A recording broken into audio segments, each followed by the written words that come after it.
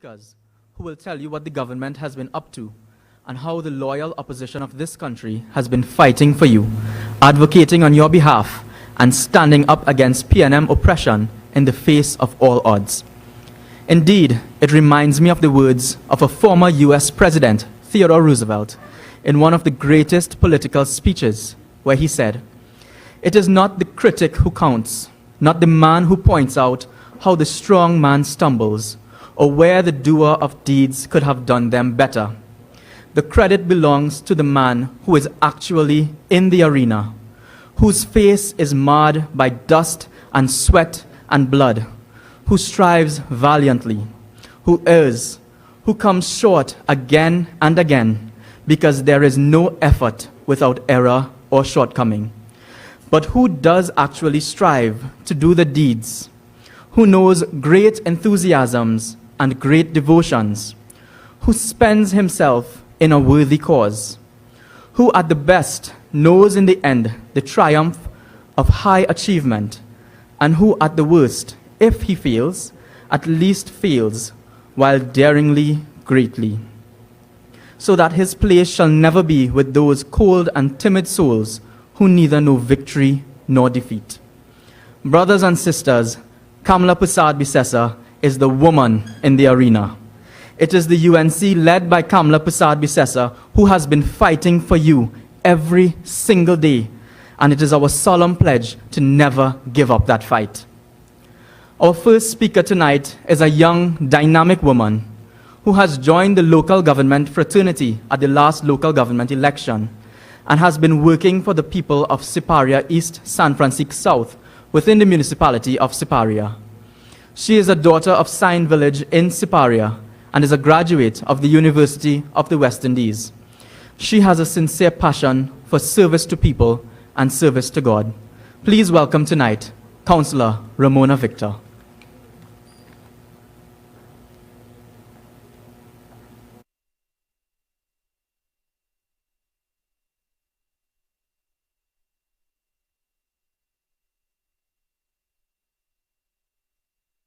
Gentlemen, viewers, as your councillor for Siparia East San Francisco South Electoral District in the Siparia Regional Corporation, it gives me great pleasure to be part of this Monday night forum, not only to stand before you as a proud member of the United National Congress, but also to endorse Mrs. Kamala Persad-Bissessar and to support her wholeheartedly to continue to be the leader of our party in the upcoming internal elections on December 6, 2020. I wish to reflect on recent announcement that was made by the sitting Prime Minister regarding the halting of employing citizens in our state institutions. As we are aware, as a result of the pandemic, life is no longer as we knew it to be. Change has been made in many areas, especially in the private sector. Several persons are jobless. These jobless persons are persons with families to feed, children to educate, and persons to clothe. The issuance of grants or the COVID-19 Relief Fund has been ineffective. And since the declaration of these grants several months ago, many persons from my records have applied and to date have not received any assistance. Hundreds of persons graduating from universities every year. Where are they to get a job? Are they supposed to sit at home with their master's degrees or bachelor's degrees? After spending thousands of dollars on students' loan, which I'm sure most are still owing on, with no source of income whatsoever. Mrs. Kamala Persad-Bissessar had promised to create 50,000 jobs amidst a pandemic. She is a visionary leader. What are we getting from our present government? Property tax in place of land for the landless. Higher gas prices as a substitute for lower gas price. Numerous potholes rather than paved roads. Sale of country assets as opposed to the development of our wonderful country. Free light bulbs instead of laptops. Students are left behind because they are unable to purchase devices or access internet. The distribution of packages is neither here nor there, as most parents are not equipped to handle the job of a teacher. In furtherance to that, the Prime Minister chose to freeze access to employment in the public sector, despite the fact that there exist several vacancies. The workforce at the Ministry of Works, the regional corporations, and other government entities have been severely diminished over the last few years with no replacements, thereby creating a very serious glut in the rendering of services to the burgesses throughout the country. So there is not only a breakdown in family life and people's ability to support their families, but also a breakdown in service that the people has grown accustomed to and need. Brothers and sisters, I chose to take mention of that because had it been Mrs. Kamala Persad-Bissessar as our Prime Minister during a time like this, I can assure you that given the fact that she is a very caring person who has shown over time that she feels strongly about the well-being of all and sundry, she would have never ever made such a decision like that, as she would be aware that there are mouths to be fed, people to be clothed, students to be educated. Yes, as we all know, the party had suffered some defeats in elections over time. But we must be mindful that the only way we can go from being down is up. We are going through a period where we have to learn from our errors, but we must not be dismayed and lose faith. We all know our political leader. We understand the caring person that she is. This is the time that we should be supportive of her, so that when we rise again under her leadership, we will rise knowing the positive road we must travel. I know that we operate under a democratic system and positions must be challenged.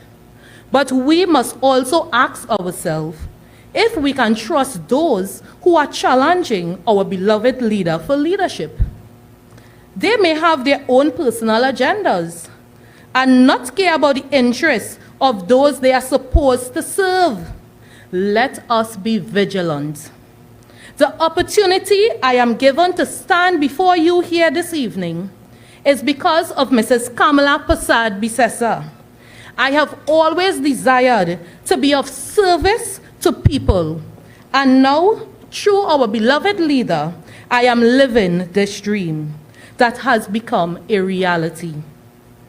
With her as my mentor, I go beyond the call of duty to serve the burgesses of my electoral district with pride and dignity that I have learned and acquired from my leader.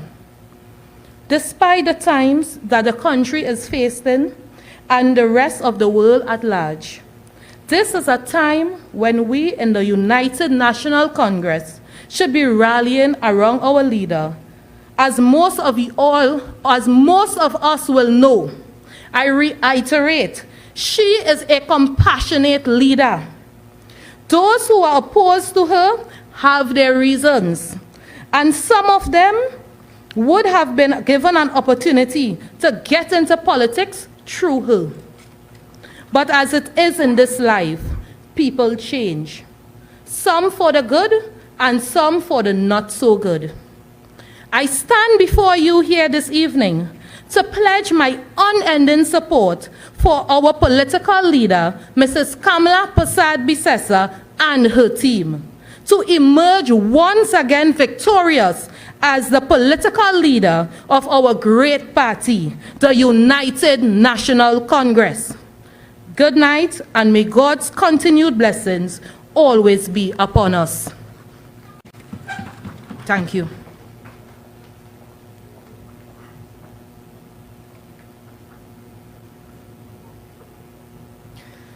Thank you very much, Councillor Ramona, for those very powerful words. And Councillor, I concur. To be a local government councillor under a wicked PNM government, it takes belly. Our next speaker is a man who has been making great strides in Chaguanas West since becoming MP for the constituency. He is an attorney at law by profession and has also been admitted to the Bar of England and Wales. He served as a judge in the Industrial Court from 2011 to 2016 and has delivered several notable judgments in the area of industrial relations during his tenure. Although being an attorney at law for 19 years, he has a passion for religion and the education of children. Ladies and gentlemen, please welcome to the platform tonight, Member of Parliament for Chaguanas West, Dinesh Rambali.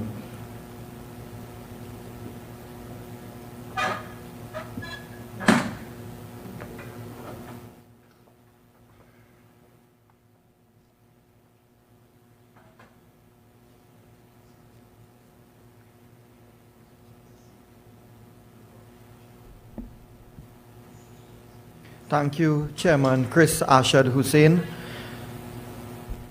It is always good to see our young colleagues who are really leading from the front. Our political leader, Mrs. Kamla Persad-Bissessar, Senior Counsel, fellow speakers, good evening to all of our listening and viewing public and all of Trinidad and Tobago. I would like to, at the outset, adopt and endorse what our sister councillor has just said.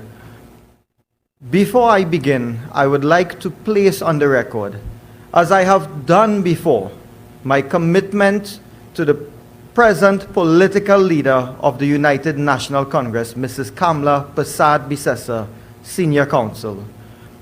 Mrs. Persad-Bissessar has demonstrated her unparalleled ability to keep the government on their toes, speaking truth to power and holding them to account at every turn. You can rest assured that Mrs. Kamla Persad-Bissessar is that leader who will ensure that your rights are protected and that you are not hoodwinked by the sophistry peddled by the present PNM Rowley-led administration. So I, for one, am looking forward to casting my vote in the upcoming internal elections for someone who has proven that they are committed to the UNC, the politics of the country, for championing the cause of the voiceless, for Mrs. Kamla Persad-Bissessar. And as I have mentioned on 2 occasions in the public domain, there is a matter of public record where I have indicated, and I want to repeat tonight, that Mrs. Persad-Bissessar is a leader who reaches out to you. She reaches out to my fellow MP colleagues, the senators. She reaches out to us in the wee hours of the morning, letting us know that she is there to support us, asking us what resources we need, what assistance we need, what help we may need from her. And this takes place on a daily basis. This is the type of leader that I would like to see leading this great party, the United National Congress. But do you know who is the most interested person in the upcoming internal elections? If you ask me, the most interested person in the results of the upcoming elections is none other than Dr. Keith Christopher Rowley. And the reason is simple. He is fearful when Mrs. Kamla Persad-Bissessar is elected back into office. He will be subjected to more rigorous scrutiny. He will have to be more accountable, and he and his administration will not escape with their unexplained, ad hoc, and foolish decisions that they repeatedly inflict on the population. The closure of Petrotrin is but one example where our leader will not let up unless we have complete accountability.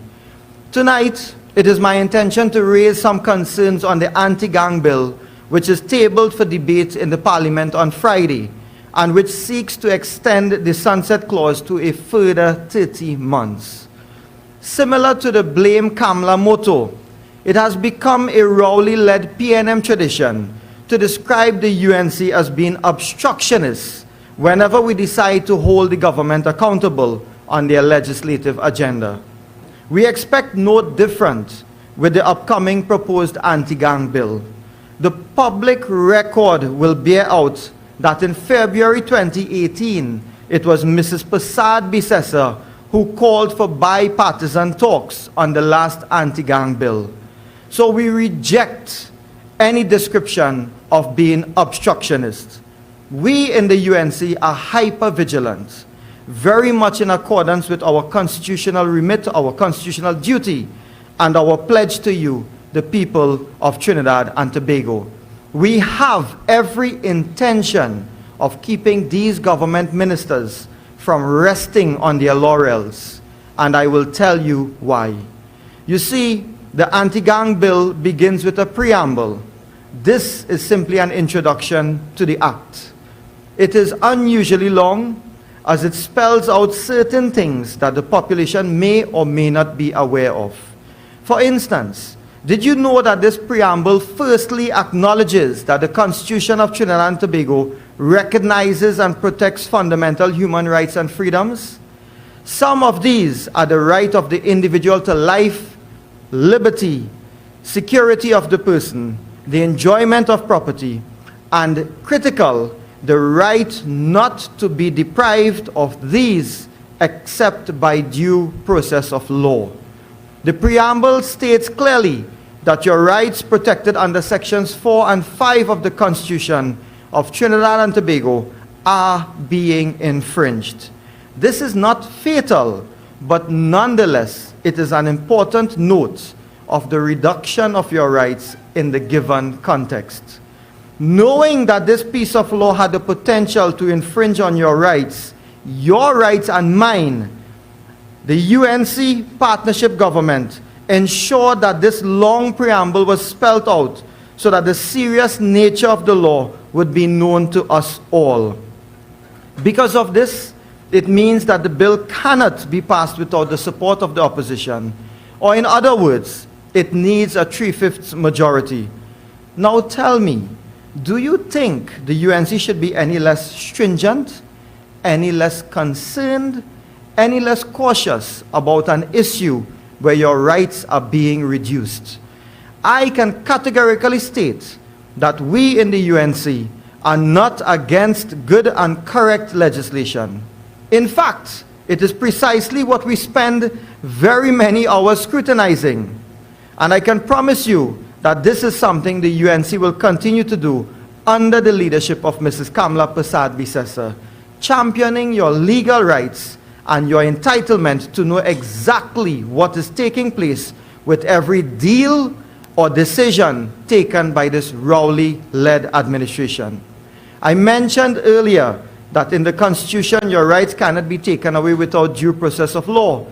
For the sake of clarification, let me tell you what is due process of law. It refers to the legal machinery which is set up to treat with offenders where compelling evidence has been obtained. The anti-gang bill is different in that compelling evidence is not required in all cases. Under this proposed act, it is sometimes enough that the police officer has a reasonable belief or reasonable cause to believe that someone has committed an offense in order to act. This is not unusual, but you must remember that reasonable belief can mean different things to different people, and hence the need to ensure, or should I say insist, that the rights of the person under suspicion is not unduly trampled. Under the proposed legislation, it is permissible that a police officer can search certain premises without a warrant once there is reasonable belief. In certain circumstances, your property can be forfeited. These are not easy conditions to sign up to. We as the opposition will be failing you if we signed away your rights without making sure that we cross every T and dot every I. Rest assured that we are keeping hawk eyes on this bill. And don't let the government fool you into thinking that we are saying no from the get-go. Let it be clear that we are not averse to supporting good legislation, as I said before, but not before due diligence and proper ventilation of the issues so that the public can better understand the full import and implications of this bill. Our specific concern is with the sunset clause. This government wants to extend the sunset clause for a further 30 months. In other words, they want to keep this very draconian piece of legislation alive, once again, for a limited period of time to deal with the threat of gang violence. This in itself raises many questions. One, during the last incarnation of the Anti-Gang Act 2018, how many convictions were achieved under this act? As far as I am aware, not one conviction has materialized. Two, during the period 2015 to now, what dent has been put on crime by any other or companion policies to this act, by the Minister of National Security and or the AG, that we are now revisiting this bill for yet another time? Does the request for a further sunset clause mean that this government is accepting that gang activity is a daily feature of life in Trinidad and Tobago, and all they intend to do is to produce reactive legislation from one sunset clause to another? Is the government's particular focus on the sunset clause a red herring meant to distract from the overall ineffective nature of and lack of details in the rest of the legislation? These are some of the questions we have or we need to have answered. We have not had sufficient information relating to the usage of the anti-gang laws provided to us in the public domain in order to facilitate proper debate. I accept that there have been public utterances by the Attorney General that 3 big whales were arrested. The Minister of National Security said in October 2019 that Operation Strike Back 2 saw over 170 arrested and prosecutions of many of them. But exactly how many convictions have been recorded to date, and or what is the status of such prosecutions? Ladies and gentlemen, if we simply agree to extend the sunset clause without detailed information being provided by the government, there would be no proper analysis of the benefits of the legislation versus the constitutional rights of the public. It could very well lead to the government abdicating their responsibility in terms of formulating proper policies to keep the nation safe and shifting the risk of blame of accountability to a later time. Ladies and gentlemen, this is unacceptable. It is incumbent upon the Attorney General and or the Minister of National Security to show us why this anti-gang bill, with all its draconian and constitutionally sensitive provisions, should be given any resuscitation. We have not seen any real and meaningful results from this government in curbing gang activity in Trinidad and Tobago. For too long, the government has touted this piece of legislation as a panacea for all criminality. Yet, when it was operational, we got not one day's relief. Today, the writing is still on the wall, and bigger, if anything, than before. We have not seen any one person feeling safer. We have unexplained murders of old people, of women and men, and the government is clueless in more ways than one. We have seen big people on TV crying that their hard-earned monies for their honest day's work was snatched from them. We have seen people begging to come home to bury their murdered family members. We have become accustomed to billboards advertising our missing teenage children as if it is a part of daily life in Trinidad and Tobago. We have witnessed the gut-wrenching stories of human trafficking. Ladies and gentlemen, Furthermore, it is puzzling that the government can drag its feet on perfecting this bill instead of making legislative strides to tackle the criminality that is strangling us as a society. For every passing day in which we are going around in circles, gang members in and out of prison are calling hits on the lives of our prison officers who have made a clarion call to the nation that they are sadly targets of gangs. But let me also add, victims of government's incompetence. The anguish of this nation is deep.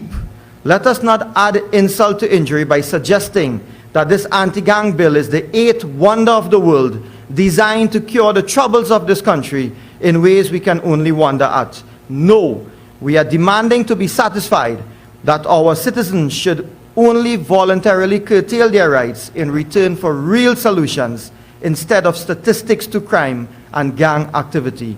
Nothing less will do. Thank you. Voting from the United National Congress virtual platform. What you should know from your MPs and political leader. Thank you very much, MP Rambali, for a very passionate presentation. And you can see the caliber of the MPs in the UNC, and you know that this is a party that is serious about representation. Next on our platform tonight is a man who is no stranger. He is a true UNC stalwart who has redefined his role in the politics and is now guiding the younger generation of politicians in keeping with our leader's vision of marrying youth with experience. He entered the parliament in 2001 as a government senator, and between 2010 and 2015, he served as one of the best ministers of education our country has seen to date under the stewardship of then Prime Minister Kamla Persad-Bissessar. He served as the Member of Parliament for Caroni East. Ladies and gentlemen, please welcome to the platform tonight, Dr. Tim Gopi Singh.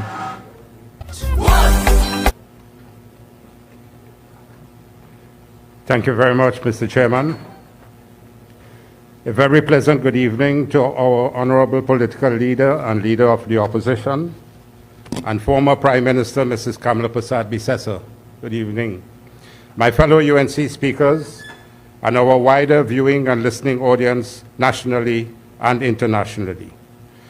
Tonight I will speak with you on what emerged on last Friday the 13th, in the education sector, and today's Guardian headline, UTT closing 4 campuses. Yesterday, the Trinidad Guardian Sunday editorial headline, Education Conundrum. The Sunday Express editorial described it as education heartbreak, and a Newsday report stated several education stakeholders have described government's immediate decision to slash annual scholarships from 400 to 100 and to cut gate to postgraduate students as harsh. This is their description. The electronic media also carried concerns and questions to be answered by the Minister of Education.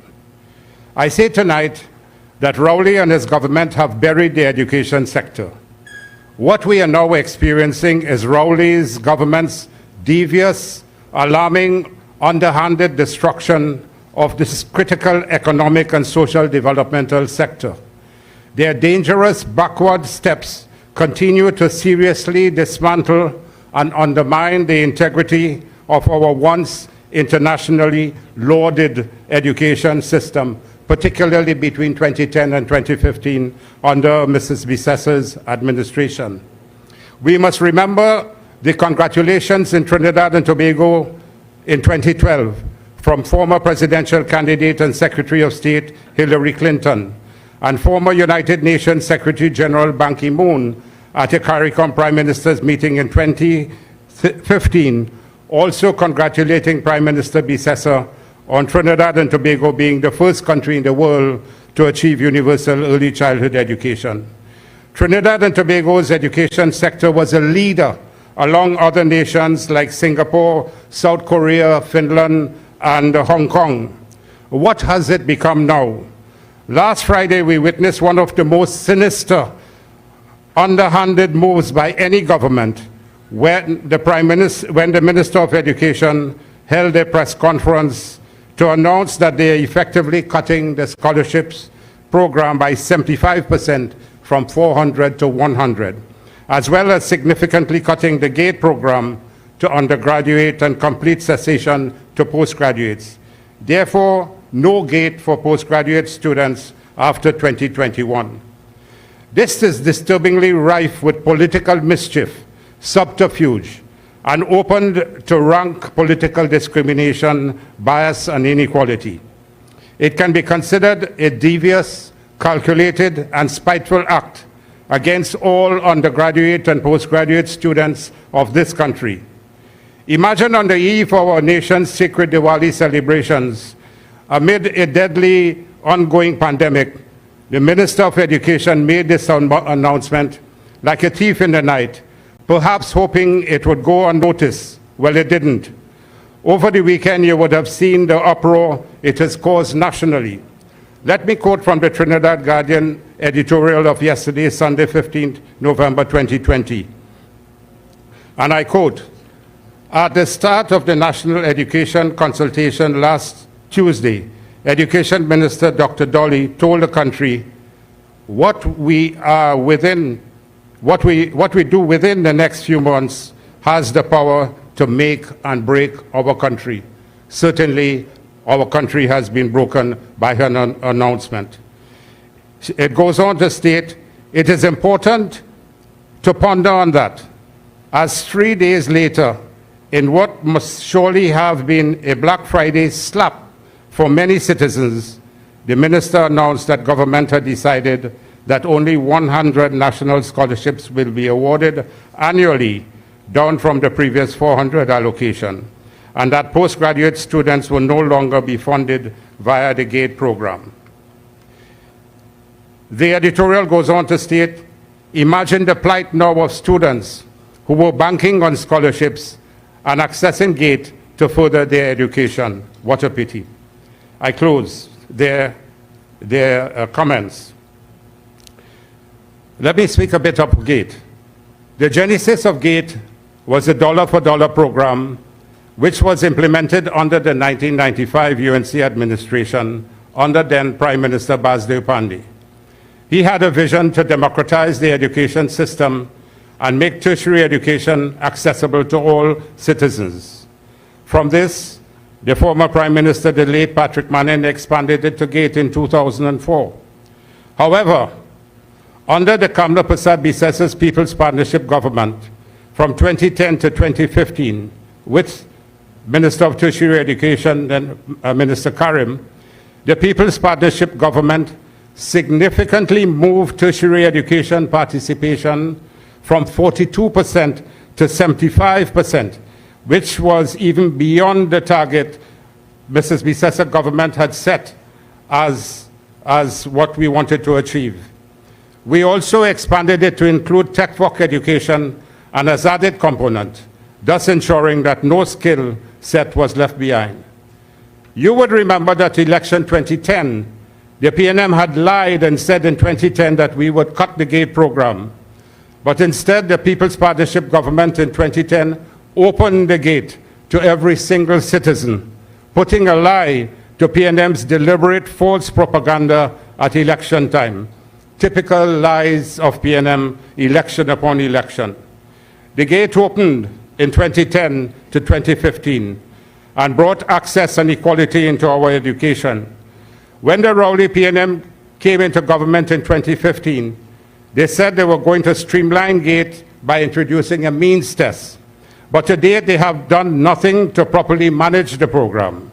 Now, with their usual incompetence, destructive and brainless selves, without any type of empirical research or database information and statistics, they have decided to cut the postgrad component of GATE and significantly curtail many other aspects of the undergrad program. Imagine this is coming at one of the worst times in our nation's economic history, during this unprecedented, destructive COVID-19 pandemic, which has created economic havoc for so many people. Many parents and students now find themselves in a position where they have lost their jobs and have to eke out a meager living.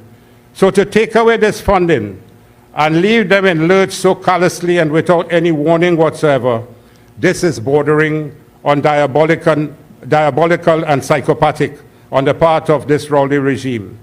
It is devious, underhanded, malicious, vindictive, cruel, inhumane, and will inevitably inflict mental, financial, and overall pain on a significant part of our student and parent population of Trinidad and Tobago, particularly the underprivileged and vulnerable. The same goes for the higher questionable and possibly illegal decision to slash scholarships by 75% from 400 to 100 annually. With only 10 scholarships for each of 10 groupings, this is a dangerous step with effect from August this year, 2020. It is disturbingly rife with political mischief, subterfuge, and open to rank political discrimination, biasness, and inequality, and can be easily considered as a calculated, devious, and spiteful act against all the CAPE students of this country. The fact is that many of our students who wrote CAPE Year 2 examination this year, who are approximately 4,500, are still querying their final grades from CXC. Their expectations of receiving scholarships in certain groupings are now unfairly and possibly illegally dashed under this new policy. And you would remember the court judgment recently admonishing the Ministry of Education in terms of the students' expectations and scholarships, and the ministry was severely reprimanded by the judge. So these students would have entered the CAPE system under an existing policy where approximately 150 open and 250 additional scholarships approximately were granted in 7 groupings. And under Mrs. Bissessa's administration, this was the yearly type of scholarships. And during her administration, almost 2,000 students received scholarships during the 5 years of governance. So these students would not have been told of any new or planned changes to their policy when they entered into CAPE, and up until the point when they would have written their final examinations. Now their hard work and efforts are being deliberately, questionably, and very unfairly thwarted by the Education Ministry. There is now a deliberate exclusion of the academic aspect of scholarships, and a highly questionable inclusion of noteworthy 15% of 500 bursaries, which approximates 75, being given to students, and note this, with community service and dedication to country. 75 bursaries will be given for these students. Only 30% of the bursaries would be awarded based on academic achievement, and 70% will be awarded on a non-academic criteria. The Minister of Education has deliberately failed to provide any explanation as to what criteria will now be used to determine how the scholarships, bursaries will be awarded and to whom under this new policy. Permit me to quote from the Sunday Express editorial, and it states yesterday, last Friday, I quote, "The scholarship hopes of many of this year's CAPE high performers evaporated. It is hard not to be pained for today's generation of youths who grew up with the promise of access to higher education and dreams of rewarding and well-paying jobs." Close quote. Clearly, this is yet another dangerous and underhanded PNM political plot, as happened in the past under a previous PNM administration, where scholarships will now be given without any testing on examination process. You remember Minister Marlene MacDonald's 86 million slush fund, a blatant abuse and nepotism of states funding. It smacks of widespread corruption and nepotism. This Rowley government will use this, what they just declared, to serve the PNM's political directorate's questionable biased agenda. It will undoubtedly be riddled with serious discrimination and inequality. This attack on GATE and scholarships is the latest in a series of calculated moves by the Rowley regime since 2015 to systematically dismantle and in the process destroying our education system and jeopardizing our nation's overall economic and social progress. They have taken us back 50 years in time. Now to this day, the Rowley government has been unable to tell the population how many students, possibly thousands and thousands, don't have devices and are yet today unable to access online learning due to this or internet connectivity. Thousands of students are still not receiving education for these 6 months from March to November. And even prior to that, thousands were left at home from 2015 to 2020 due to scores of dilapidated schools for such long periods of time. This is an archaic and dysfunctional shift system in schools were introduced recently in 2017 and 2018. What a shame on Rowley's government. So it's a deliberate plot on their part to academically disenfranchise tertiary skills sets in our country, and thus severely stunt our overall economic activity, progress, and development. It will lead to a waste of our human capital, as thousands of our brilliant young minds will now go to waste. Further, the economic benefits derived from a progressive nation, which places education as its foundation and priority, will be destroyed. Tonight, I want to warn the nation's denominational boards, all 17 of these boards, that this Rowley government is coming at you next. This autocratic dictatorial Rowley government will engage you, attempt to take hold and possession of your approximate 75% of the 480 primary schools, about 360, and 33% of the 125 secondary schools, approximately 45, managed by denominational boards under the Concordat. Do not trust anything they say. Stand up to them and preserve your right in our education system at all costs, which goes back nearly 100 years. Get your lawyers ready and be prepared to battle for our education sector and your sacred rights under the Constitution. So tonight I'm calling on Prime Minister Rowley to immediately rescind this destructive decision to cut the GATE and scholarship programs. While we appreciate that the GATE needs to be streamlined and we must tighten our taxpayers' belts, we must not sacrifice our children's education and our nation's very education system as a result. This shows that if the Rowley regime had not wasted and corruptly mismanaged and spent so many billions of taxpayers' dollars in so many corrupt programs under various ministries, education would not have to suffer and be the collateral damage. And look today, $1 billion is being spent on the Tobago airport when tourism is on the decline. $2 billion has been spent in the Tamana Park in Wallerfield, started by P&M over the last 12 years, and not a student in this in Tamana Park.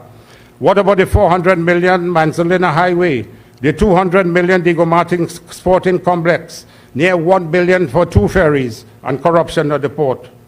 So our nation's young people, our students, the future of Trinidad and Tobago, cannot pay for decades of mismanagement, corruption, and wastage by the P&M government. Our country must not be thrown back into the long-ago days of functional literacy and backward third world status, poverty, and economic ruin. I would have liked to speak more on the UTT, but you see how the UTT campuses are falling apart. The education sector is transcending all sectors of the decline in education is transcending all sectors. The Valsine campus is gone, Chaguanas is gone, Arima and Corinth are gone, and Nehus is suffering, NESC is suffering. All the education institutions are crumbling one by one under this P&M regime. So ladies and gentlemen, our parents must not be forced to suffer for the fallouts in these devastating economic times because of a callous, vindictive, spiteful, malicious regime which is hell-bent on destroying every institution of our country. Our education sector needs equality and access, and students who will be most vulnerable to this will be low-income families. This is an assault on our nation and citizens, and it must not be allowed to continue. I urge all to stand up with the United National Congress and political leader Mrs. Kamala Persad-Bissessar and her team, and fight for our children's and nation's future, and tell this destructive, vindictive, incompetent, and wicked rowdy government enough is enough. Time to stop your destruction of our citizens' lives. Thank you very much.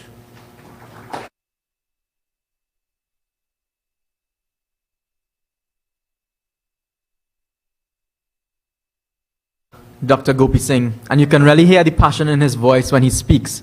And I maintain that when Dr. Gopi Singh was Minister of Education, under the stewardship of Kamala Persad-Bissessar as Prime Minister, the UNC did more for education than any other government in the history of Trinidad and Tobago. Because the UNC has always seen education as an investment in our country, an investment in our children's future. Ladies and gentlemen, our next speaker is a man who needs no introduction. He is a long-standing member of the United National Congress, and he is the true definition of a veteran politician. He has served as Minister of Public Administration and Information. He has served as Minister of Public Administration, as Vice President of the Senate, as Speaker of the House of Representatives, and today he is leading the charge to hold the government accountable in the Senate as an opposition senator. Ladies and gentlemen, please welcome to the platform tonight, Opposition Senator Wade Mark.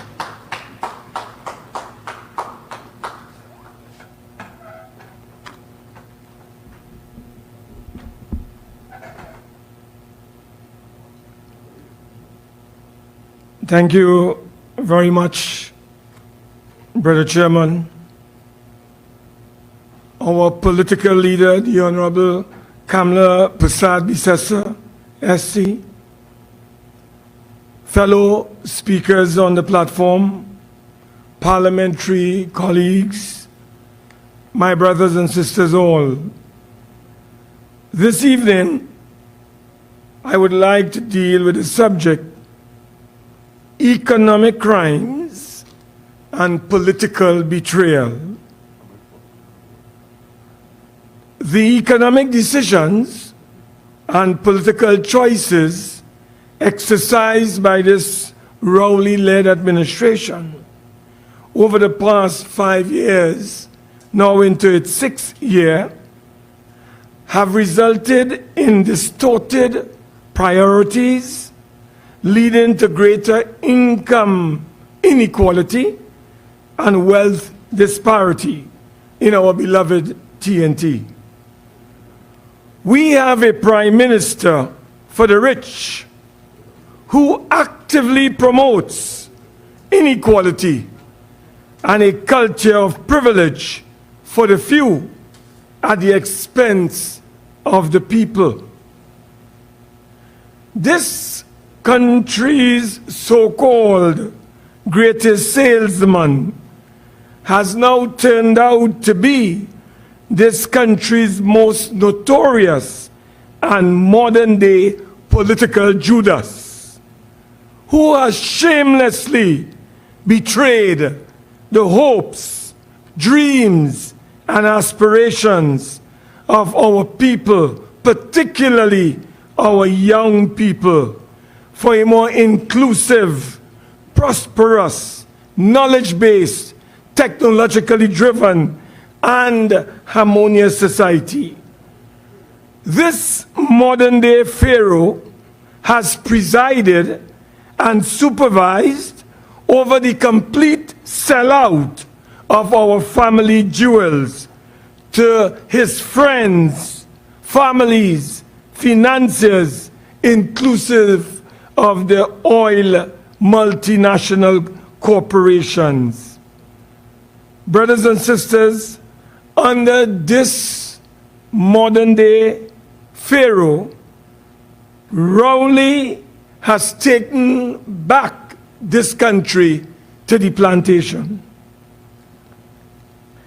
It is incentives and exemptions for the rich, and pressure and brutality for the poor and the working people.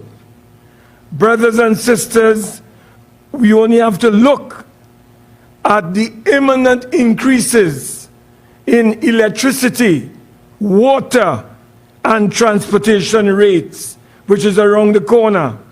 The removal of fuel subsidy will lead to astronomical increases in fuel prices. The privatization of NP gas stations, as well as the privatization of NP itself, will see a few people taking charge of those gas stations, and it will result in 500 workers being retrenched at NP. He has gone after the port through privatization and the distinct possibility of 1,600 workers being placed on the breadline, not to mention Wassa, where thousands of workers are lined up for retrenchment, both daily and monthly, paid. And of course, brothers and sisters, you have what is taking place at Hyatt. Workers have been laid off, hundreds of workers, and they're now threatening to make it permanent. And then Lake Asphalt is on the chopping block. They wish to bring a private partner to take charge of Lake Asphalt. This is the sellout artist of the century, Dr. Keith Rowley, selling out the family jewels, brothers and sisters.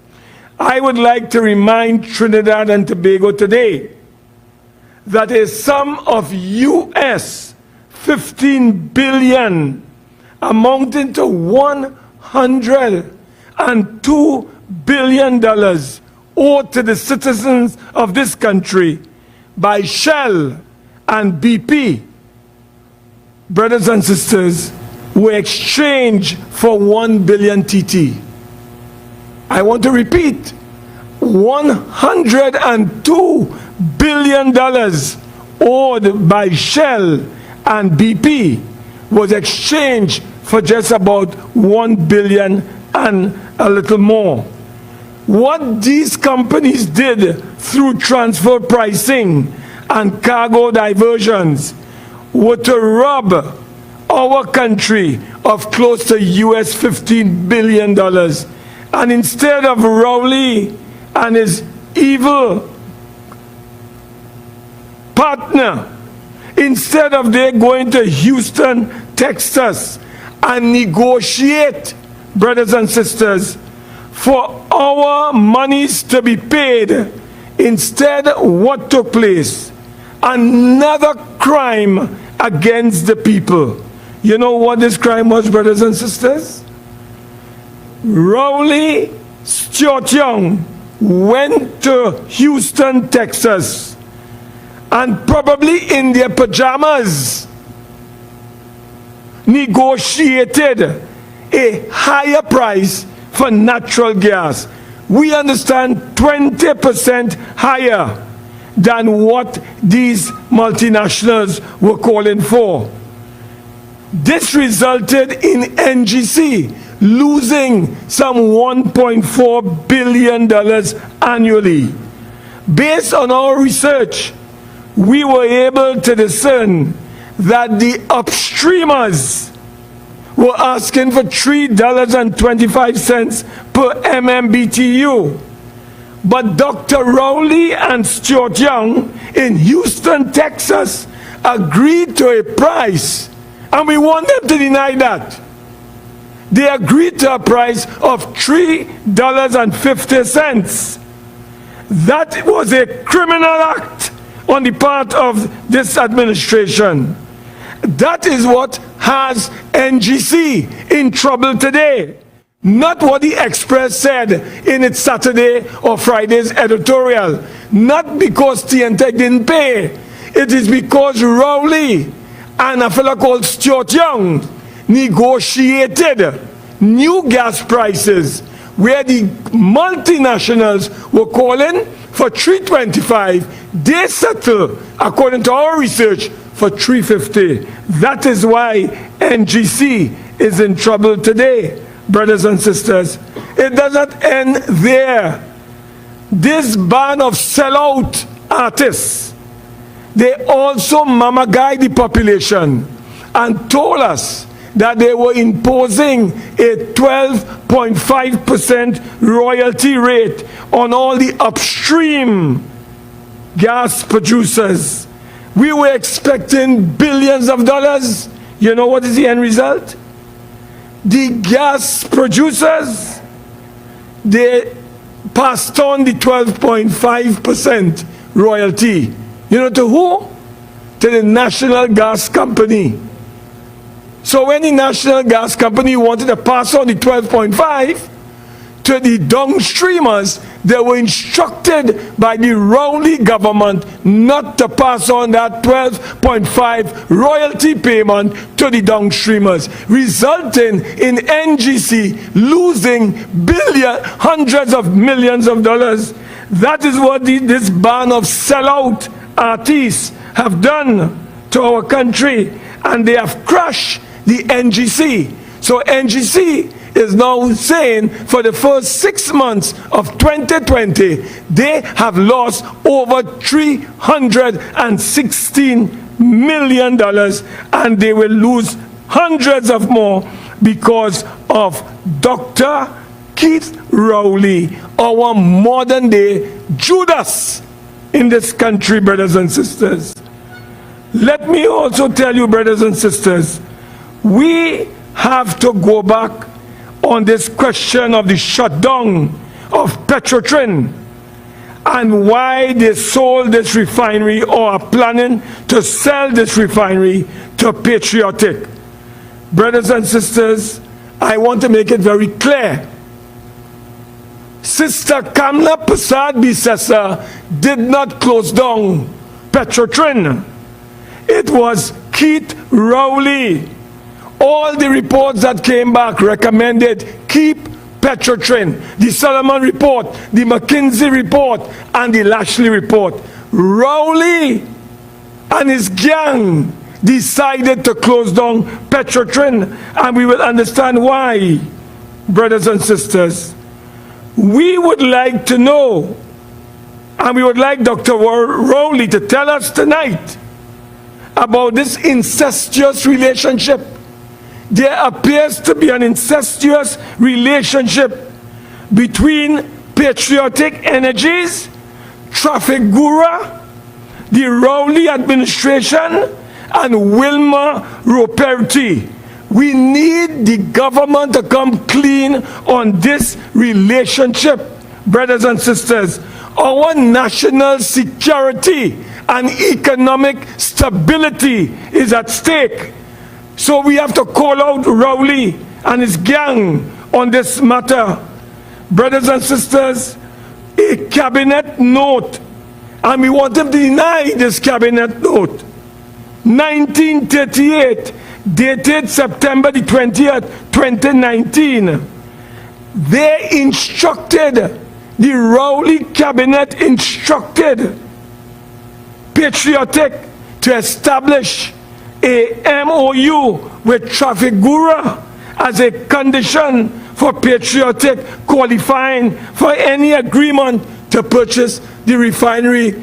Dr. Rowley, tell Trinidad and Tobago if this is not true. There's a cabinet minute that you must produce. Brothers and sisters, I want to tell you that in that cabinet minute, it stated, and I quote, a plan for the supply of petroleum products during the transition to full operationalization by Patriotic of the refinery, inclusive of, and I want you to note, the finalization of a MOU with Trafigura Pte Limited. It was the Rowley government that brought Trafigura into the equation. And they must tell us why. Why have they chosen to bring Trafigura into this matter? There's a link between Trafigura and a fellow called Wilmer Ruperti. And Dr. Rowley must tell us whether he's aware of that link.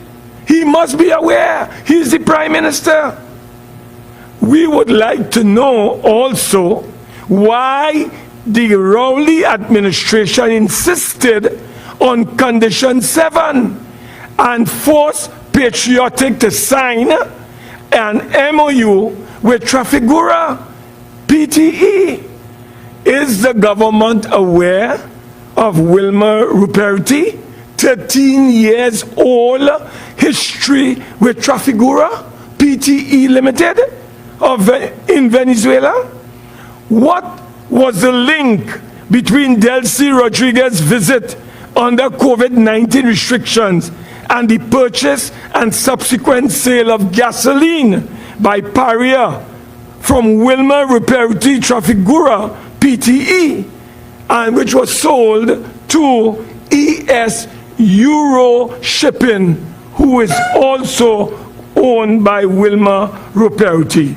Brothers and sisters, there appears to be a tight connection between the Keith Rowley administration, Delcy Rodriguez, Wilmer Ruperti, and the administration in Caracas, which is putting Trinidad and Tobago at risk.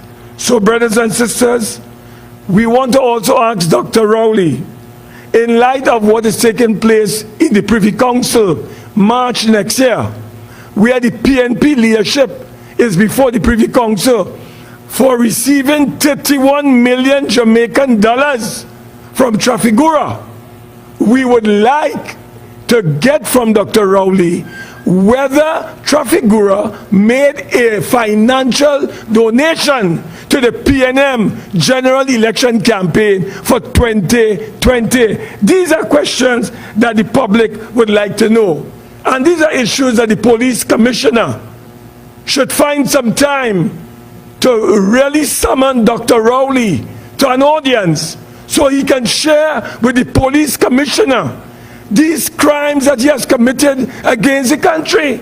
He needs to have an audience. I am calling on the Commissioner of Police to have an audience with Dr. Keith Rowley and his gang so that they can explain this sellout of the country's natural resources.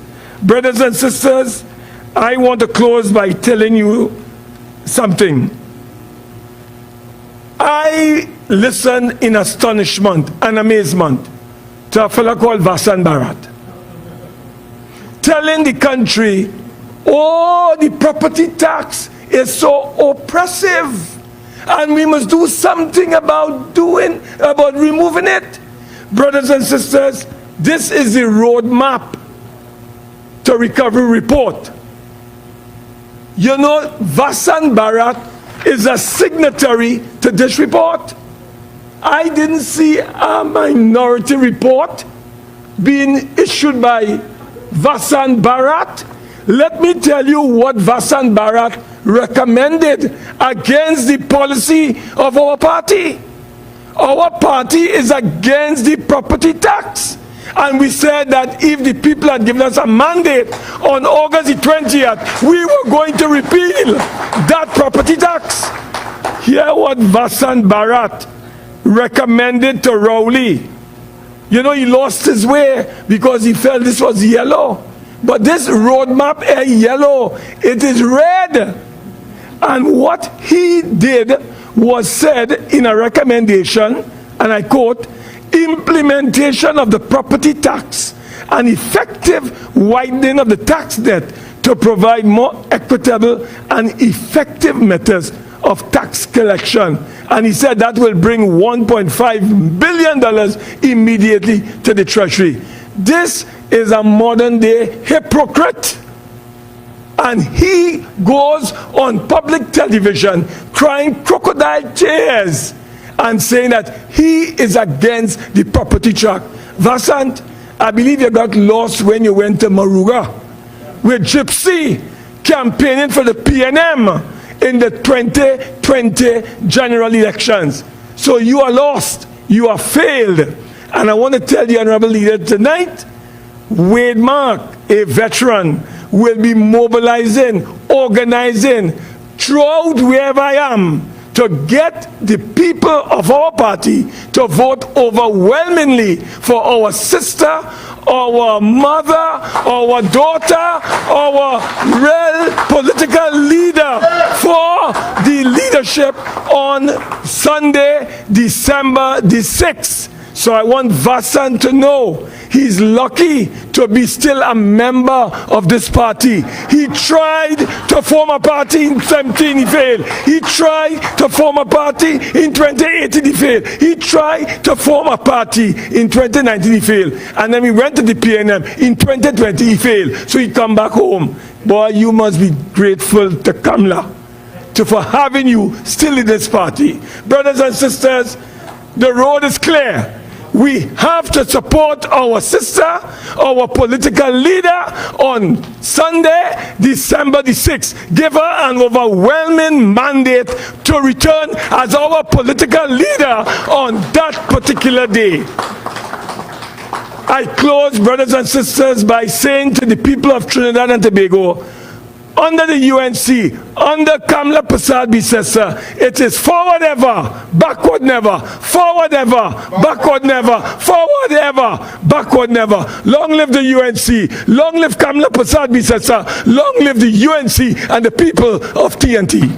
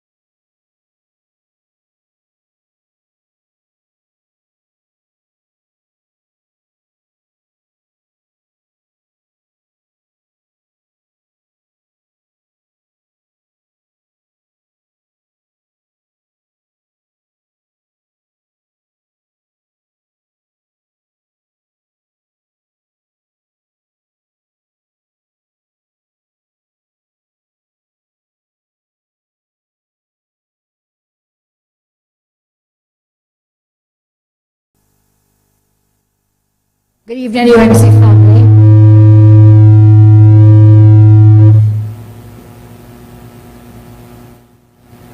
Good evening to our UNC family and friends. Good evening to Trinidad and Tobago. Thank you for joining us again in this virtual space.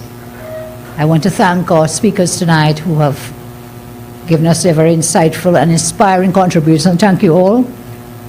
I trust that everyone had a very enjoyable Diwali celebration, but now we must get back to the business of holding this wicked government to account. The people of TNT are depending on us in the UNC to take the fight against this brutal and oppressive PNM regime. I just take a moment, let's get right into the issues.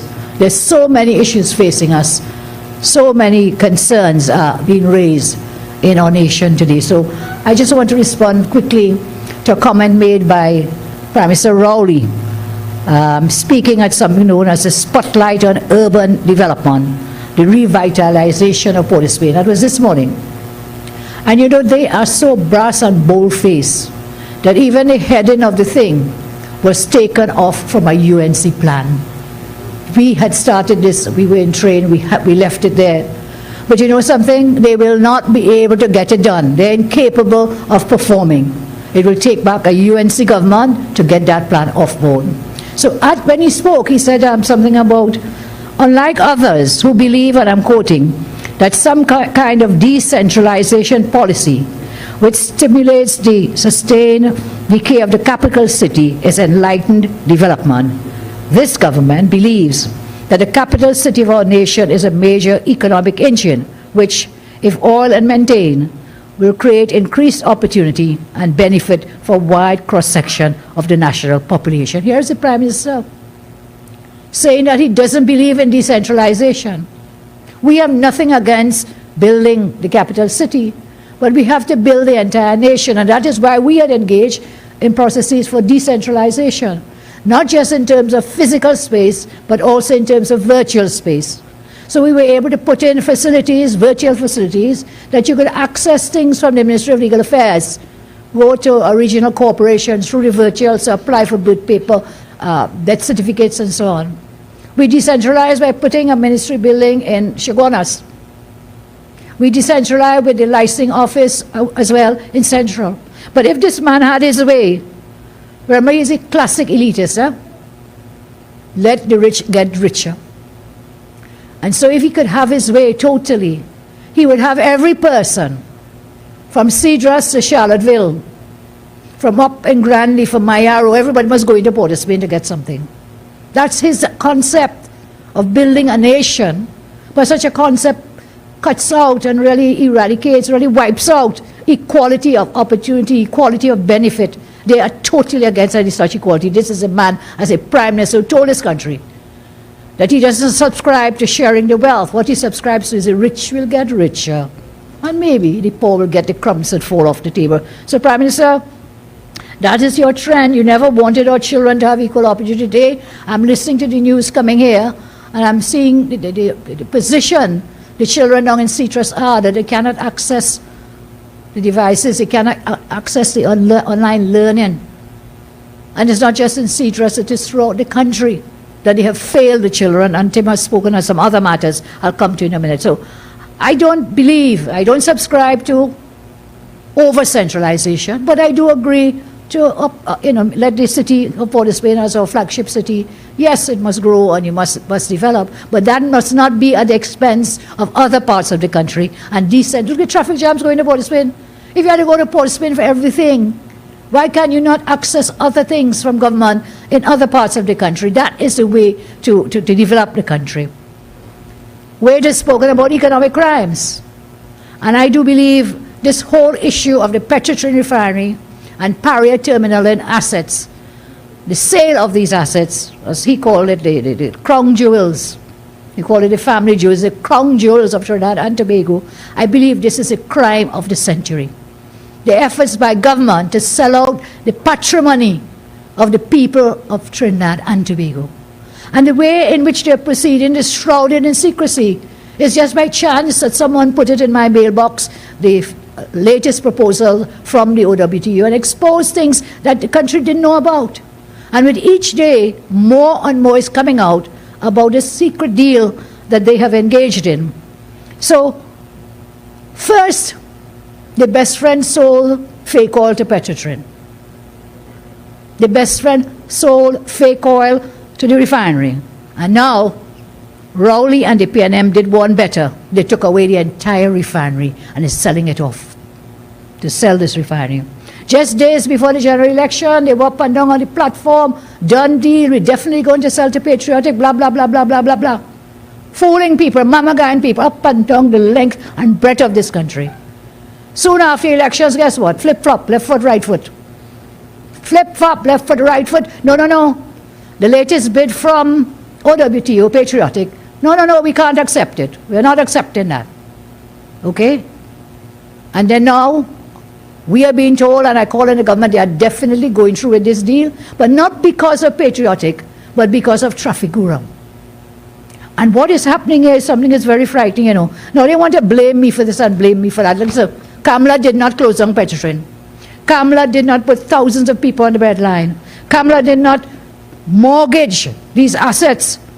Kamala did not bring in the LC here on a sanctioned plane. She was a sanctioned person and on a sanctioned aircraft. I had no friend and still have none involved in 100 million of fake oil. I did not mislead the people of this country. Did not, before election times, before the election date. I've said it before, I tell you again, I did not close down Petrotrin. I think it's a crime, a tragedy, the greatest tragedy of the century, the history of Trinidad and Tobago. I never lied and said there were no charges on this refinery and on these assets. If only Petrotrin could refine lies instead of crude, it could have made billions just in Keith Rowley and the PNM. So they could lie. As the Trinidad people say, fuss he could lie. Fuss they could lie. And now, they told us, I have the dates here, when Petrotrin was shut down, the refinery assets were placed in Guaracara Refining Company, the terminal and assets were placed in Paria Fuel Trading Company. But now it seems that the government is not just selling Guaracara, not the refinery, you know. In addition, they're selling Paria, which is the terminal and assets. We didn't know that. They indicated the refinery was not up for sale. I wonder if you all could recall that. No mention was made about Paria. Now we are seeing this as a BOGO sale. Buy one, get one free. BOGO sale. Buy the refinery and get Paria, the assets of Paria, free. So on the 16th of March last year, we heard Paria was up for sale. Who said that? None other than the famous old man, Wilfred Espinay. That Paria was up for sale. March 16, 2019. Further, an RFP for the sale of Paria was placed in the newspaper, which was after the RFP was sent out for the refinery. On the 18th of March, none other than 2 days later, Minister Khan denied it and said, and I quote him, as Minister of Energy and Energy Industries, I wish to make it clear that the divestment of Paria Fuel Trading Company is not within the current mandate given by government to Trinidad Petroleum Holdings Limited. Say, not true, not true. Lie. In the same way, Rowley lied and told this country the government was not selling. There was not closing down Petrotrin, not closing down Petrotrin in case you were closing your fridge door. I repeat, he said, the government is not selling. It's not closing down. Well, I'm putting the words interchangeably because they were not closing because they were already going to sell it. Their plan was to sell it to friends and family. We'll see that. More will come out in the days ahead. So, Minister of Energy denied Paria was up for sale. Mr. Khan said the RFP to sell Paria was inadvertently issued. Inadvertently issued. And he directed the retraction, he directed that the notice be retracted. On 21 March 2019, the Prime Minister stated there is no position taken by the government to sell Paria. So who is lying and who is not? They all denied that Paria was for sale. And now when we get this document that I mentioned to you recently, from Oded, Patriotic, to Minister Young and the others, Paria is there. Paria is in it for sale. So weeks before the election, nothing about Paria. Nothing, absolutely nothing about Paria. Now we learn it's a BOGO sale. Buy one, get one free. Some of you may be as young as I am and remember the days of Kirpalanis. That was one of the main sale tactics to buy one, get one free. So let's go to it. Who will be the true owners of this refinery and Paria? Who will be there? The way they have been treating this billion-dollar asset is past worrying. It is now very dangerous. They have been treating this main revenue earner like a scrap iron dealer, the scrapyard of a scrap iron. And I have been informed government's intention is to accept the proposal from Patriotic and Trafigura. But who will be the true owners? Trafigura. Not the workers of Petrotrin, former workers. Not the union. Because it is clear there are documents which confirm that they have to hand over the assets to Trafigura upon signing any memorandum of agreement to finalize the matter. So it means the refinery has been undervalued. There has been no professional valuation done on this asset to the best of our knowledge. Yet the government initially rejected a front-up offer, you know, man.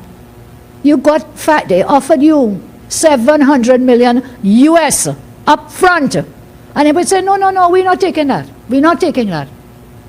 You know what? Take a 3-year moratorium, pay nothing then, and then in 10 years you pay 70 million each year. Okay? So he changed the offer and he made a counter offer, Imbert. Then the offer has been changed, as you know. The last counter offer now from OWTU, from Patriotic, is this. They're saying we want US 526 million. The government will get US 500 million, and Patriotic will keep 26 million for fees. So why must the government, and who is the government? Us, the taxpayers of this country. Why should we use taxpayers' dollars to pay for their fees, their legal fees and whatever else? Why? So out of the 500 million, 26, take out 26 out of that and give us. You ever hear that? If somebody is buying a house or land and they come to pay you and so on, do you pay their legal fees? No, you don't. Why should the taxpayer have to pay these fees? I'm asking the government to tell us that. In addition, as I said, buy one, get one free. And in the meantime, whilst this is going on, we don't know the value of Paria. So this same money, 700 then, now you're saying 500 million, is going to buy Paria and refinery. What is the value of Paria? What is the value of the refinery? And then on top of that, when you do this, you said, when I spoke on this matter last time, I said, listen, you have a loan and you have a bond, almost $2 billion, yeah?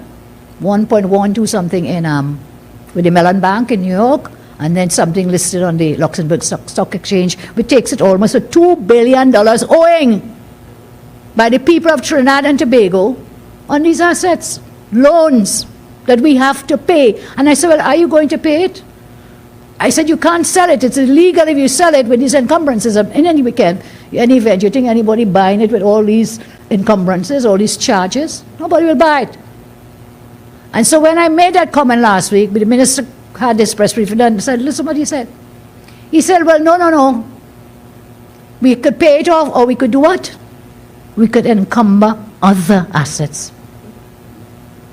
In other words, instead of using refinery and the Paria assets, which are already mortgaged to the hilt, almost $2 billion US, okay, don't worry now. To make this deal go down and make it happen, we'll find some other assets. Which will it be? Will it be the UTT campuses they're going to sell now?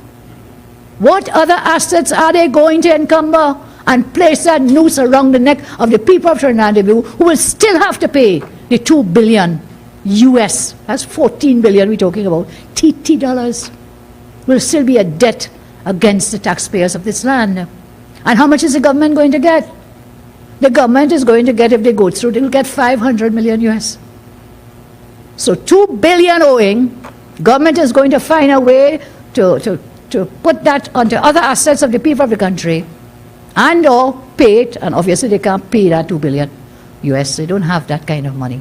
So they'll sell something else, encumber something else, and at the end of the day, we will still be owing the 2 billion with additional interest costs and charges if you're going to place the encumbrances elsewhere. And all the people will get is what? About 500 million US dollars. Owing 2 billion. So you're really giving away this thing, you're really giving it away. If you go ahead with this deal with Trafigura, you are giving it away. And I want to remind you that it wasn't the OWTU who came up and patriotic with this Trafigura issue. As far as we know, in the parliament when they spoke about this matter, the government gave one of the 10 conditions was go and get an MOU with Trafigura. Yes, they got the MOU, but the MOU is now saying they have to transfer the Paria assets to Trafigura. So I have seen the audited financial statements of Paria.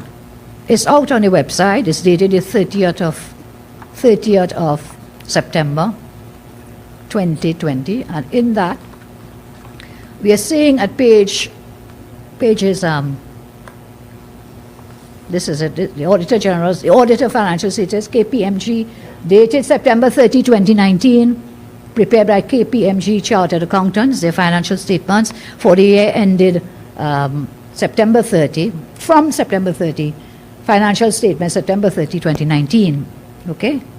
And here, at pages 15 and 16, the way that they have written about the assets of Paria is that it appears that they were always positioned to be sold. So when these guys were denying, no, we're not selling Paria, they had their things and the arrangements already in place. So, do you know what Paria comprises of? Let me tell you, it's contained in the statute. There's a statute, what is known as the Vesting, the Vesting Act, when it came to Parliament, Act 17 of 2018.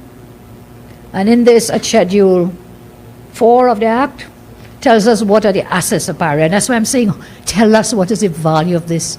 So you're going to sell out the whole of the refinery, sell out Paria for what? US 500 million, still will be owing about 2 billion US. This is it. The tank farms, the harbors, the docks, the berths, the piping, the pipelines, and all machinery and equipment, buildings, roads and drains, and the relevant real estate. Land, do you know? Land. You're selling a harbor, you're selling a dock, you're selling real estate.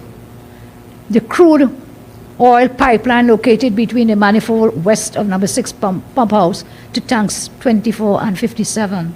Then from tanks 24 and 57 to 13 pump house. Then from number 13 pump house to the foreshore tank farms west of the southern main road, together with the associated pumps and pump houses. I mean, this is a massive amount of equipment, of property that belongs to the taxpayer of Trinidad and Tobago. And I really call on government to tell us how much all of this is valued. That you're now going to sell both the refinery and all these assets. You're going to pay it, sell it out for what? US 500 million, less 26 million to give them back their fees. I think this is a scandal of the highest order. Wade has used the words, it's a crime, an economic crime, and we will continue to hold them to account for them to come clean. And listen, Mr. Rowley, this nonsense you're about saying that I negotiated in some room somewhere with energy executives and so on, and with colours in my hair and nighty. But first of all, I don't put colours in my hair. And that's total nonsense. So don't come with these distractions and these lies. You repeat these things when you are caught out with your hand. We are caught, and when you're found, you come with foolishness and nonsense. Instead of taking the message, what did you do? Knock down the messenger, but you're not knocking this one down, you know. You're not going, I'm yours and I'm proud. We're going to expose you all the way, all the way. So when I exposed them last Monday, run out the whole press conference and what all, when you listen to him, and even the other guy, the mannequin guy, Roger, who's like a mannequin right now, saying nothing. When you listen to them, in all that hour and more they talk, they had nothing to say. They did not dispute any of the facts I had brought out in the meeting. And all they did was hurl abuse and insults. That's all they can do. When you are caught with your pants down, what do? You attack the messenger. And that's what they're doing. And they will do it again. They'll come back and do it again. Attack the messenger and forget the message. But the people are listening. The people are getting the message loud and clear that this government is engaged in too many secret deals. They're engaged in trying to sell out the things that belong to the people of Trinidad and Tobago without proper transparency and accountability. That I call again. I call again that they proclaim and fully implement the procurement law which relates to the parts dealing with disposal of public property. At the moment, we are having a cabinet disposal of property. The cabinet is making all these decisions. The people text me and say, well, why you all don't go to court? That is because the law we passed in 2015, they have failed to fully implement. They have failed to fully proclaim and implement it. Because the law as it stands, when it comes to tenders, there is no law except state companies have their own tender processes. There is no law in this country after so many years that is in effect to deal with the selling of property, public property, government property, tank farms, the whatever, refinery, the NP gas stations, the port. There's none. And that is what that was designed to do. We included in that law to govern procurement for disposal of properties. So now this government wants to sell out everything, but without any governing, transparent law in place. I call upon them. I saw several private sector organizations have been calling on them to please fully proclaim and implement it so there will be a transparent process. Otherwise, what's going to happen? You'll end up with friends and family and financiers getting these things, you know. And I'm told they're now going to sell the real estate. In the Petrotin camp, there are all those bungalows and all that as well. This will be sold by some entity again without any proper oversight. You know, I wonder if we should consider, I'm asking you, should we consider that we tell the government, look, there's white-collar crime and there are other kinds of crime. Where it is you have no transparent process for procurement, the possibility is for corrupt deals to be cut. So should we tell them, look, we agree with you with the anti-gang legislation, or should we say until you bring the procurement legislation fully into force, we will not support you in that. We will not support you. Let's consider it. Because we have been bleating like lambs for the last 5 years, calling upon them to bring this piece of legislation to sell things, to give away things.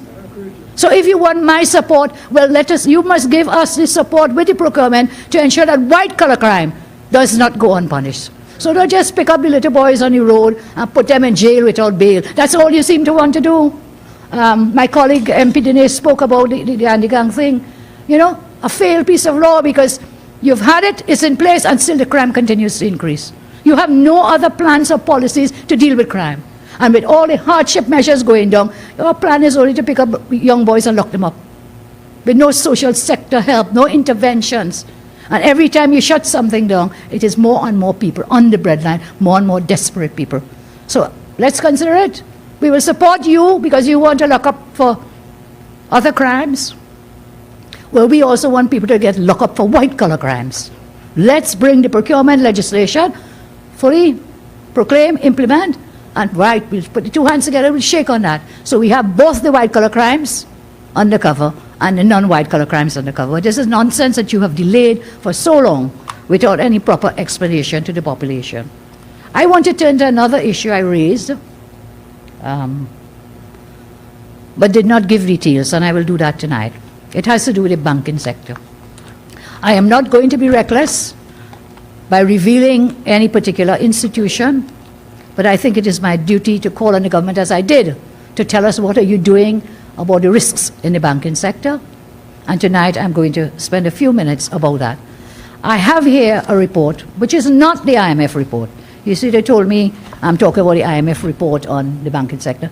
This is a report from a group known as in fact, it's a statutory, created by statute, by law, DIC, which is Deposit Insurance Corporation. Deposit Insurance Corporation. This report is dated October 29, 2020. And this report covers the period March 31, 2019 to March 31, 2020. All pre-COVID. Huh? So you could imagine when I share this with you now, what's happening post-COVID in the banking sector. The IMF report covered a different period. It covered the period up to February 2020. So this goes further. It has to deal with March 31, 19 to March 31, 2020. IMF was about, as I say, up to February, from last February to this February. Let's hear it now. This report is based on the work, that's the IMF report, of the IMF and the World Bank Financial Sector Assessment Program, FSAP, missions to TNT during the period November 2019 and January to February 2020. That report was completed on July 31, published in August 2010. It covers the period, as I said, November 19 to February 20, immediately before the COVID restrictions. I have, as I said, the next report, which is a Deposit Insurance Corporation report dated October 29th. This covers the period 31 March 19, 31 March 2020. Now let's understand what this is about. The Deposit Insurance Corporation was established to insure insurance deposits with banks and other financial institutions. The DIC receives regular premiums from the institutions as a means of creating a fund in the event of any need to pay out should there be a run on the financial institution, including banks. This report was designed to determine what they call a POD, the probability of default of the institutions, so that DIC could determine the probability of a call on DIC to put in funds, to inject funds in distressed institutions that would not be able to pay withdrawals. Now this is your money and all of us jumping up. Huh? And the government is just not paying any attention. I will not be reckless. I again call upon them to let us know what they're doing to deal with what is contained in this report. Listen what we should note. 1, Deposits in the system is in excess of 100 billion. The assets of the DIC is approximately 3.5 billion. 100 billion, what the DIC only holding how much? 3.5 billion. The majority of DIC assets comprise of government securities. In the event of a systemic run on the banks, the DIC will be in difficulty to pay. The probability of default exercise was done for the period, as I told you, ended March 31 this year. The effects of COVID-19 were not in full effect, and therefore the situation among the financial institutions is not optimistic, because it would be worse, as you well know. I saw certain banks, I wouldn't name them, reporting losses, very large losses in their profits and returns. So what this report does is to rank companies regarding that probability of default from, and these are the categories, watch list. If a bank is on the watch list or an institution, very high risk of default. The second, high risk of default as a second category. Third, moderate, medium risk of default, low risk of default. A major problem with the above ranking is that it did not translate the description into actual probabilities. For example, in the watch list category, it's a probability of default is 20%. It didn't do that, but has it on the watch list. Now, omitting the Bank of Baroda, because they have stopped operating, I'm told, I will deal with the ratings as follows. A small bank was rated high to watch list, high to watch listed. One large bank was rated moderate to high risk. Two banks were rated moderate. Two banks were rated low to moderate. One was rated low. And I think they did about 24 banks and financial institutions that they did the assessments on. The report only considered a high to watch listed category as a concern to them. And on page 10 of the report, they calculate the risk to be 577 million. They further went on to say that their short-term investments of 1.5 billion are more than adequate to meet any potential needs. The major concerns are these, and I asked them as questions. Was a report done after this one? This goes up to 31st March. As I said, pre-COVID. Has any report been done thereafter to let us know what is the situation? If not, why not, given the impact of COVID on the banking sector since then?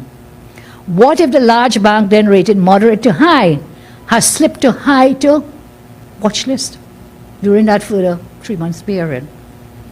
What would be the exposure to the DIC? Would the DIC have enough assets to satisfy depositors? What is the central bank and the government doing about this potential systemic risk? So they do have several questions to answer, and I wait the answers. I will not name the banks. What have they done?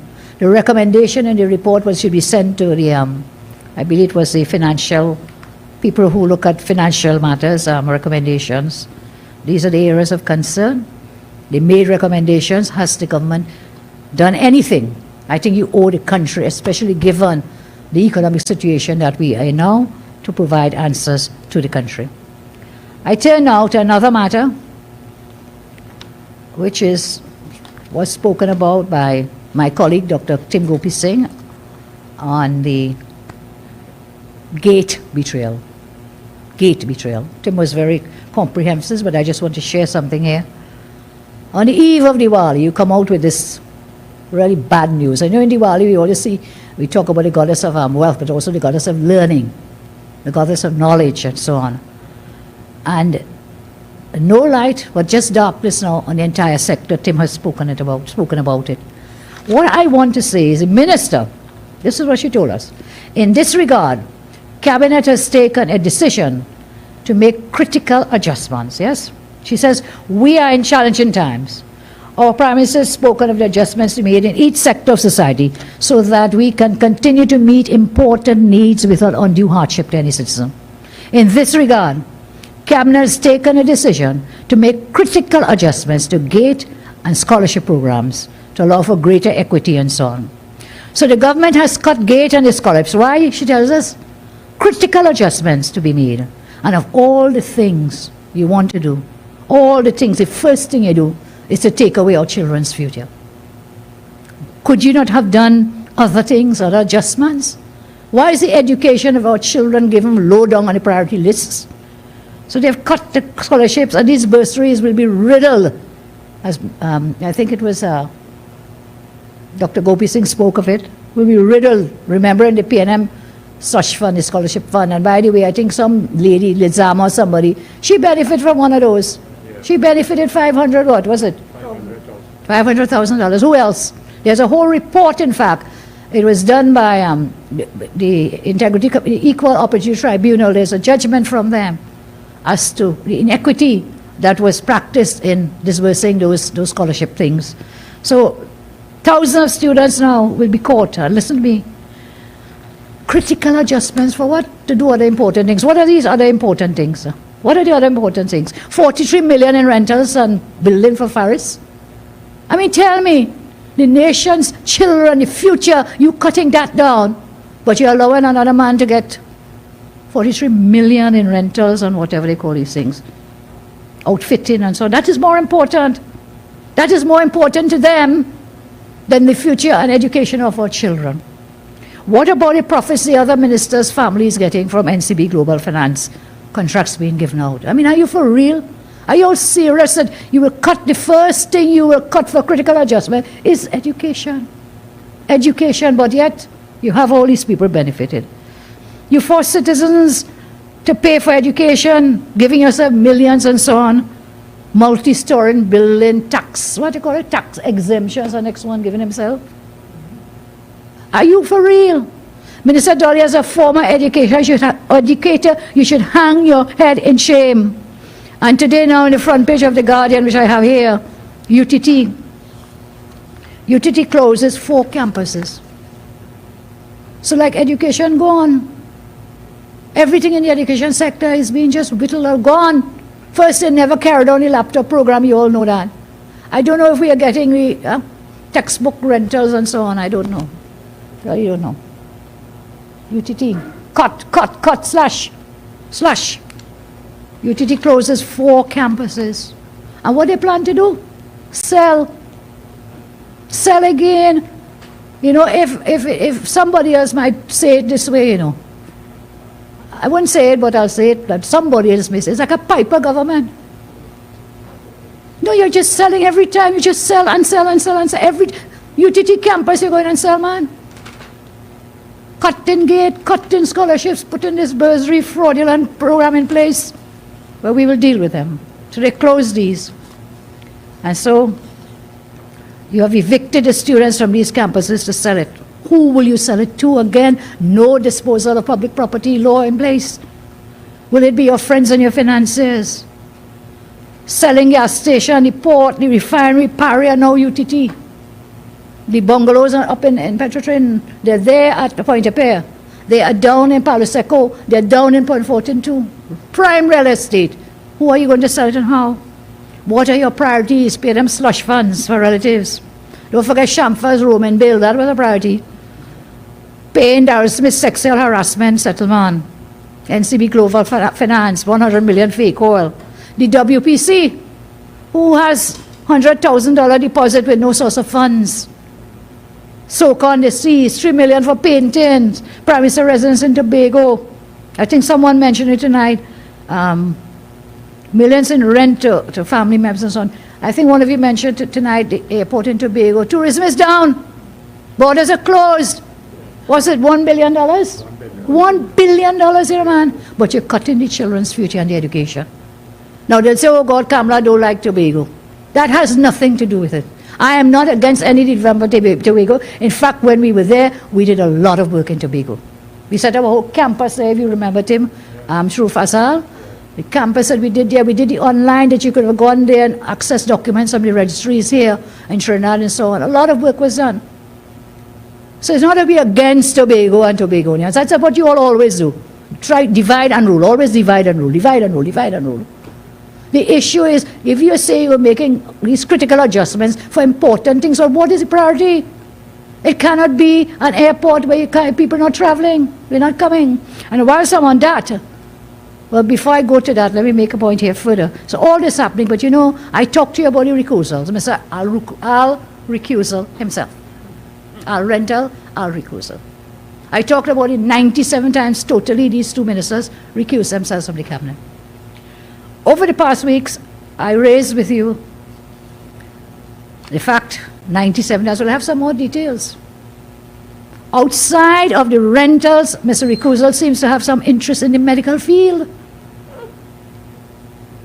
I don't know what is his interest there, but what we do know, in 2018, Mr. Recusal recused himself from the cabinet when a proposal came to remit customs duty and VAT payable on a PET CT scan machine imported by a company known as Alexandra Imaging Center. Now listen to this. This is in addition to the rentals and the outfitted building and thing, So while you can't pay for the gate and you can't pay for the scholarships and so on, slashing everything, somebody getting taxes off, VAT and customs off this PET CT scan machine. In 2019, so the 2018 proposal came. In 2019, he again recused himself when Cabinet agreed, took the decision to remit customs duty and VAT on the CT scan machine that was imported by Alexandra Imaging Center. I have the company's documents for the said Alexandra Imaging Center. Who are the directors? They are 1, Jacob Hadid, 2, George Hadid, and I'm asking, is this the former PNM senator who was the vice president of the Senate under the PNM? And Howida Tomeh, T-O-M-E-H. In the company documents, there is a mortgage on a PET CT machine taken in 2017 in the sum of $34 million. The mortgage was refinanced in further refinanced in 2019 for the sum of $38 million. The company's documents do not mention the name of Mr. Faris Al-Rawi. So now we have questions. This means if this machine was valued at $34 million and you wanted to get the VAT off 12.5, it means that would have been $4.2 million, just the VAT. Also ask to remit customs, get back, don't pay the customs duties. That might be another 12%, I don't know. I don't have the schedule here, but again, it is more than that 4 million, 4.2 million. So, Mr.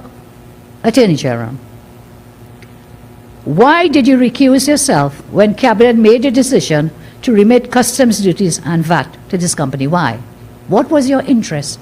Because you only recuse yourself if there is what is known as a conflict of interest. So what is the conflict of interest? Maybe nothing at all, but I think you should tell us. Why did you walk out of that meeting and go outside and wait till they finished? Is the value of the machine $38 million? If this is so, that means you would have benefited, whoever they are, from millions of dollars in exemption. Tell us, was the tax exemption and customs duty granted on the machine? What really is the value of the tax exemption, customs, the VAT, and the customs remitted on the said machine? Do you or your family have an interest in this company? Is that why you had to recuse yourself? What was the nature of that interest? Then in 2018, I see the AG recusing himself twice from Cabinet when a proposal was brought to the Cabinet to engage private healthcare institutions to provide surgical, radiological, and lab services for patients in the public healthcare system. So that's 2 times there about the duties and taxes on the machine, and now notes come about providing which private institutions, medical, to give surgical, radiological, and lab services for patients in the public healthcare or private healthcare. Is this Alexandra Imaging Center providing services for patients in the public hospitals? And that's why you recuse yourself. And again, why would you do that? Why would you do that? Why would you recuse yourself from when they're dealing with a proposal about which private institutions, isn't that it? You call it external patient care and so on, to provide services. Can you tell us if Alexandra Imaging Center is providing services for patients in the public hospitals? Can you tell us if they have received any such payments from the state? And I call upon you, Mr. AG, to please come clean, because there's a way that the truth always comes to light. It may take a little longer, but the truth comes to light.